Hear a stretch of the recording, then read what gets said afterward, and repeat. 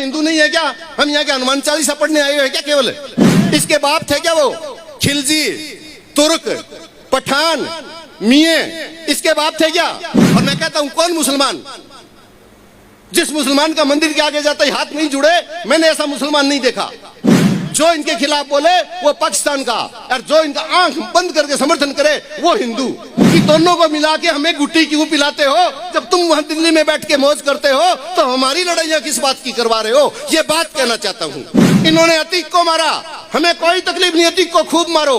अगर अतीक गुंडा है तो अतीक पे 102 मुकदमे थे। कोई जातिवाद, कोई धर्मवाद नहीं है इस देश में। इस देश में केवल वर्गवाद है। इनके रात को इंजेक्शन लगाने लगे कि अगर गोदारा जी के प्रोग्राम में चले गए तो क्लेम पास नहीं करेंगे। ये क्लेम तो वैसे ही नहीं करेंगे, हमारा क्लेम कभी खत्म नहीं होगा, हम सदा आपके साथ में रहेंगे। उनके वालिद साहब ने मुझे हाथ जोड़ के कहा कि आप बड़े आदमी लगते हो, हमारे पीपे में आटा नहीं है। ये प्रजातंत्र नहीं, ये भीड़ तंत्र है और षड्यंत्रकारी लोगों के द्वारा भीड़ का दिमाग खराब करके और हमें उकसा के और हिंदू और मुसलमान की लड़ाई करवा के अमन चैन भाईचारा हमारा बिगाड़ते हैं। वो चाहता है कि इसी तरह मजदूर बना रहे, इसी तरह हमारे पैरों में लौटे ये। और हम लोगों को अगर ये काम करना है तो एक ध्यान रखें, 14% अगड़ा है और 86% जो आप मेरे सामने बैठे हो जो ठेके लेते हैं ना हिंदुत्व का। मैं आपको एक गंभीर बात बताना चाहता हूं। भारत के अंदर 72 बूचड़खाने हैं। कानून ने 72 बूचड़खाने पास किए हैं। उसमें से 3 बूचड़खाने सबसे बड़े हैं और जो सबसे बड़ा बूचड़खाना है वो दक्षिण भारत के आंध्र प्रदेश में से निकला हुआ नया राज्य तेलंगाना है।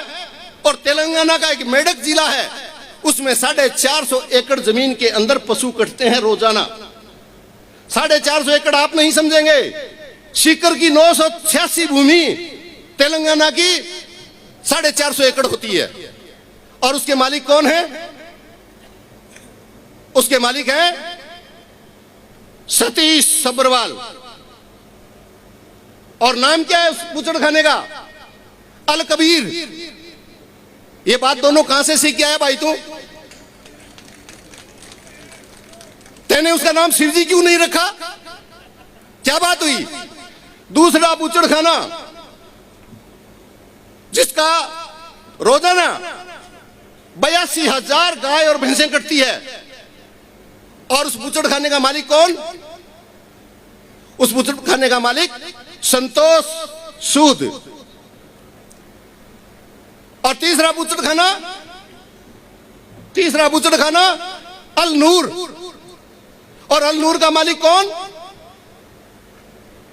संतोष पंजाबी। मैं ये पूछना चाहता हूं कि अल नूर और अल कबीरा क्यों रखते हो? इसका मतलब यह है।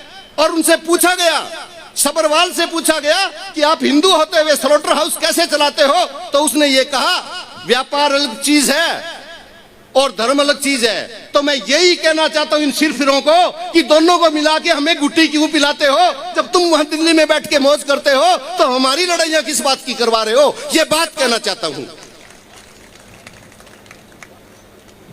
मणिपुर में आदिवासियों की, हमारी, आपकी, पैसे वालों की नहीं, चौधरी कुंभाराम ने वर्ग चेतना के लिए किताब लिखी और उस किताब का विस्तार किया। जो सामने विराज रहे महाराज साहब, चेतनानंद जी महाराज साहब, इन्होंने लाखों किताबें बांटी है। उन्होंने ये लिखा कोई जातिवाद, कोई धर्मवाद नहीं है इस देश में। इस देश में केवल वर्गवाद है।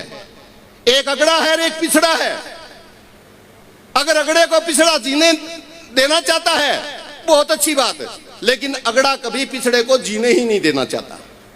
वो चाहता है कि इसी तरह मजदूर बना रहे, इसी तरह हमारे पैरों में लौटे ये। और हम लोगों को अगर ये काम करना है तो एक ध्यान रखें, 14% अगड़ा है और 86% जो आप मेरे सामने बैठे हो ये 86% हो। और 86% ये प्रजातंत्र है। अगर प्रजातंत्र होता तो हम 86% राज किए होते, लेकिन ये प्रजातंत्र नहीं, ये भीड़ तंत्र है और षड्यंत्रकारी लोगों के द्वारा भीड़ का दिमाग खराब करके और हमें उकसा के और हिंदू और मुसलमान की लड़ाई करवा के अमन चैन भाईचारा हमारा बिगाड़ते हैं। आज से 2 महीना पहले बिसाइतियों के चौक के बैठे हो कोई एक आधा? बिसाइतियों के चौक में कितने बच्चे मरे? 7।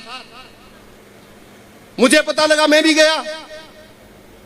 मैं जब खड़ा होकर रवाना होने लगा तो जो 28 साल का एक लड़का था जिसका इंतकाल उस एक्सीडेंट में हो गया था, उनके वालिद साहब ने मुझे हाथ जोड़ के कहा कि आप बड़े आदमी लगते हो, हमारे पीपे में आटा नहीं है। मैंने उनको कहा कि पीपे में आटा मेरे भी कमी है, और आज तो 3000 रुपए है, आज तो जाने दो, क्योंकि आपके तो पीपे में आटा नहीं है और मेरे वाली गाड़ी में डीजल नहीं है, और मैं 3-4 दिन में आऊंगा।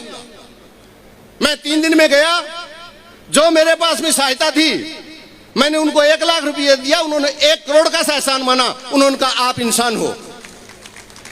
मुझे मेरी जुबान से बात बताते हुए खुशी नहीं हो रही है, लेकिन मैं ये पूछना चाहता हूं उन सियासतदारों को कि आपका राज है, जब दुर्घटना हो गई तो मृतक के घर में प्रत्येक के सरकारी आदेश है कि शाम तक 10 लाख रुपया जाना चाहिए, तो सातों को 70 लाख रुपया क्यों नहीं दिया?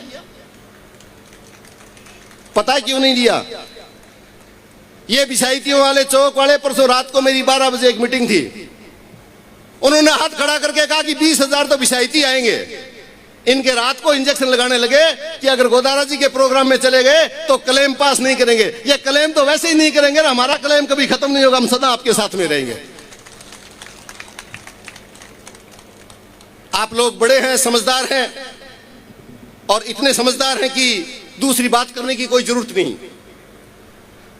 किस तरह ये सरकार हमें अलग अलग करके मार रही है।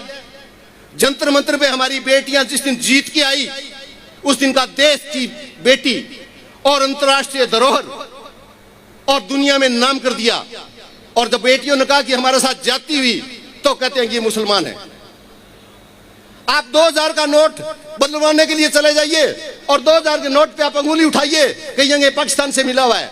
मेरे ये समझ में नहीं आया हम पाकिस्तान से कब कब मिलते हैं, इन बदमाशों को पता कैसे लगता है? बाकी हो सकता है मिलते भी हो हम, इनको कैसे पता लगता है? ये हमारा आचरण दोष करते हैं, समाज में एक विकृति लिए हैं। जो इनके खिलाफ बोले वो पाकिस्तान का, और जो इनका आंख बंद करके समर्थन करे वो हिंदू। हम हिंदू नहीं है क्या?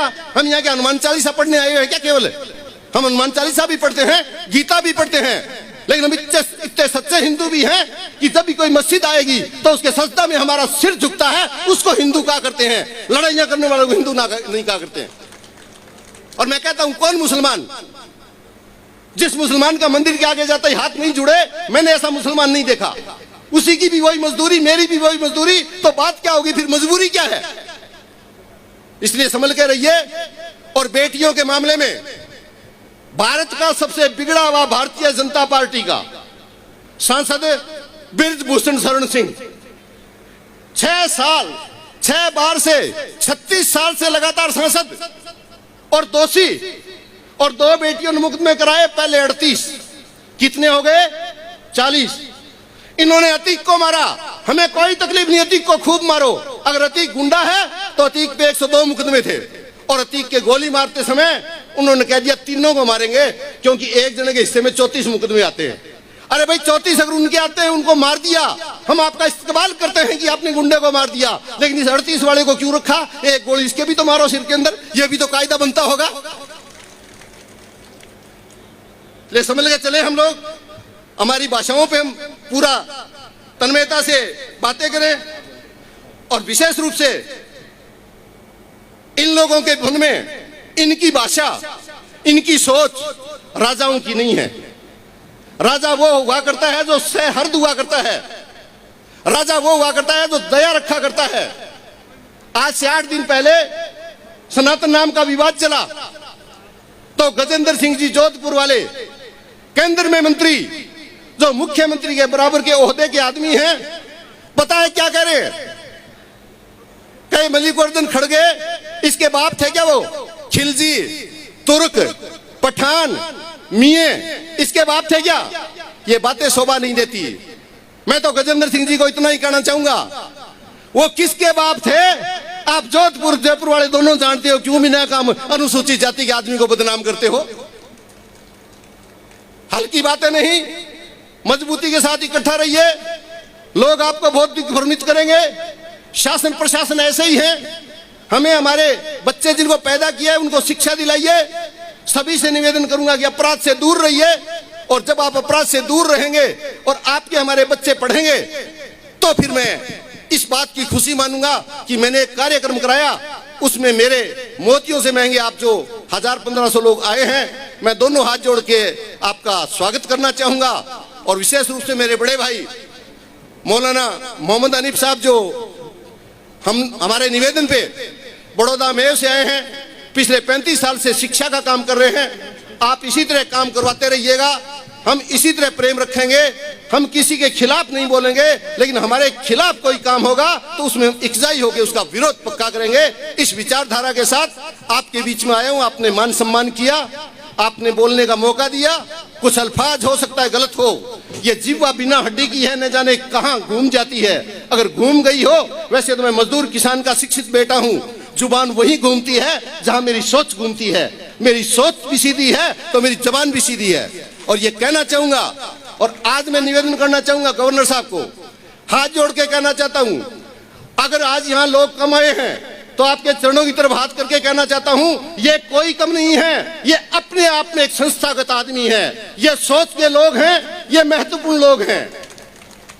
और यह भी कहना चाहूंगा,